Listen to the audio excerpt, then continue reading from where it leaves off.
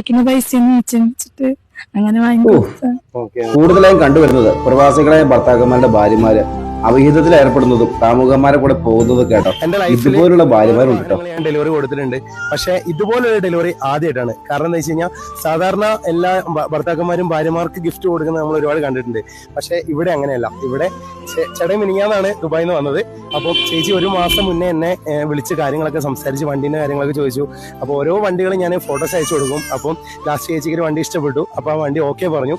ഈ നിമിഷം വരെ ആയിട്ട് ഇപ്പോഴാണ് ചേട്ടായി വണ്ടി എടുത്ത കാര്യം അറിയുന്നത്. ഞാനിവിടെ കൊണ്ടുവരുമ്പോൾ ഇവര് റെന്റേ കാർ ഇന്ന് വരുന്നുണ്ടെന്ന് പറഞ്ഞിട്ടാണ് ചേട്ടായിക്ക് സർപ്രൈസ് ഗിഫ്റ്റ് കൊടുക്കാൻ വേണ്ടി റെന്റേ കാർ ഇന്ന് വരുന്നുണ്ടെന്നാണ് പറഞ്ഞു തന്നത്. പക്ഷെ വണ്ടി എടുത്ത കാര്യം അല്ലേടേ ഇപ്പോഴാണ് അറിയുന്നത്. അത് പറയാതിരിക്കാൻ പറ്റില്ല. അത്രയ്ക്ക് ഹാപ്പിയാണ് ഞാൻ. അപ്പൊ ചേട്ടായി എന്താണ് പറയാനുള്ളത്? ചേട്ടാ, ഞാൻ റെന്റൽക്കാരന് പറഞ്ഞു വെച്ചിട്ടുണ്ട്. എന്റെ ഒരു ഫ്രണ്ടിന്റെ ചേട്ടൻ വരും, കാർ വന്ന് ഡെലിവറി ചെയ്യും എന്നാണ് പറഞ്ഞത്. പക്ഷേ ഈ കാറ് സ്വന്തമാക്കിയെന്നുള്ളത് വളരെ എന്താ പറയാ, എനിക്ക് വിശ്വസിക്കാൻ പറ്റാത്തൊരു സംഭവം തന്നെയാണ്. കാരണം ഞാൻ അയച്ചു കൊടുക്കുന്ന പൈസയിൽ നിന്നും അവളത് സേവ് ചെയ്തിട്ട് എനിക്ക് ഒരിക്കലും എന്താ പറയാ വിശ്വസിക്കാൻ കഴിയില്ല എന്നുള്ളതാണ്. സ്വന്തമായിട്ടൊരു വാഹനം അവള് സസ്പെൻസ് ആയിട്ട് ഇങ്ങനെ ഒപ്പിച്ചെന്നുള്ളത് എനിക്ക് ഒരിക്കലും വിശ്വസിക്കാൻ കഴിയില്ല. ഇങ്ങനെ എന്താ പറയാ അയച്ചു കൊടുക്കുന്ന പൈസ സേവ് ചെയ്ത് ചേട്ടായി അറിയാതെ സേവ് ചെയ്തെടുത്ത് വെച്ച പൈസ കൊണ്ടാണ് വണ്ടി.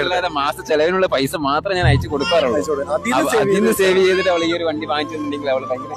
അതെ അതെ. എന്താണെങ്കിലും ഇനി നമുക്ക് നമ്മുടെ ചേച്ചീന്റെ വാക്കുകൾ കേൾക്കാം. എന്താണ് പറയാനുള്ളത്? ചേച്ചിന്റെ കണ്ണ് നിറഞ്ഞിരിക്കുകയാണ് കേട്ടോ. എന്താ ചേച്ചി പറയാനുള്ളത്? പറഞ്ഞോളൂ.